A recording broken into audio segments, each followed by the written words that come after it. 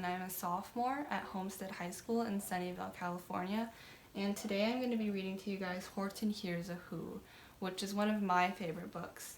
And I'm here today with Reach Out and Read, who wants all families to read out loud with their children, and I think that's such a great thing, especially in this pandemic, because what reading does is it unites us all, and no matter how old you are, how young you are, where you come from, or what you like to do, everyone can enjoy a good book. So I hope you enjoy this one as much as I do. And let's get started. Horton Hears a Who by Dr. Seuss. On the 15th of May, in the jungle of Newell, in the heat of the day, in the cool of the pool, he was splashing, enjoying the jungle's great joys, when Horton the elephant heard a small noise. So Horton stopped splashing. He looked toward the sound. "That's funny," he thought Horton. "There's no one around." Then he heard it again, just a very faint yelp, as if some tiny person were calling for help. "I'll help you," said Horton, "but who are you? Where?" He looked and he looked. He could see nothing there, but a small speck of dust blowing past through the air. "I say," murmured Horton, "I've never heard tell of a small speck of dust that is able to yell. So you know what I think? Why, I think that there must be someone on top of that small speck of dust. Some sort of a creature of very small size, too small to be seen by an elephant's eyes. Some poor little person who's shaking with fear that he'll blow in the pool he has no way to steer. I'll just have to save him because, after all, a person's a person, no matter how small."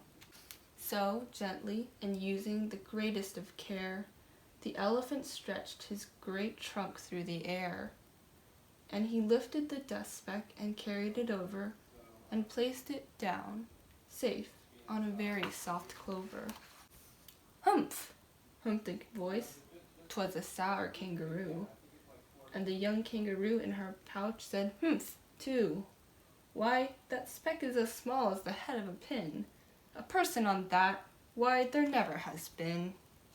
"Believe me," said Horton, "I tell you sincerely, my ears are quite keen, and I heard him quite clearly.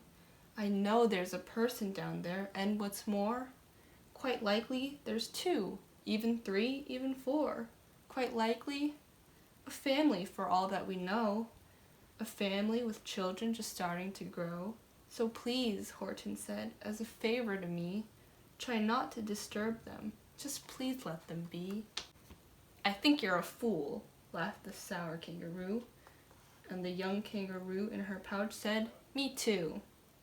You're the biggest blamed fool in the jungle of Newell." And the kangaroos plunged in the cool of the pool. "What terrible splashing!" the elephant frowned. "I can't let my very small persons get drowned. I've got to protect them. I'm bigger than they." So he plucked up the clover and hustled away. Through the high jungle treetops the news quickly spread. "He talks to a dust speck. He's out of his head. Just look at him walk with that speck on that flower." And Horton walked, worrying almost an hour. "Should I put the speck down?" Horton thought with alarm. "If I do, these small persons may come to great harm. I can't put it down, and I won't, after all.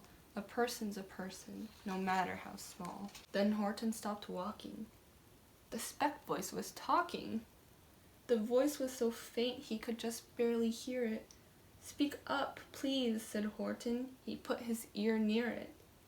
"My friend," came the voice, "you're a very fine friend. You've helped all us folks on this dust speck no end.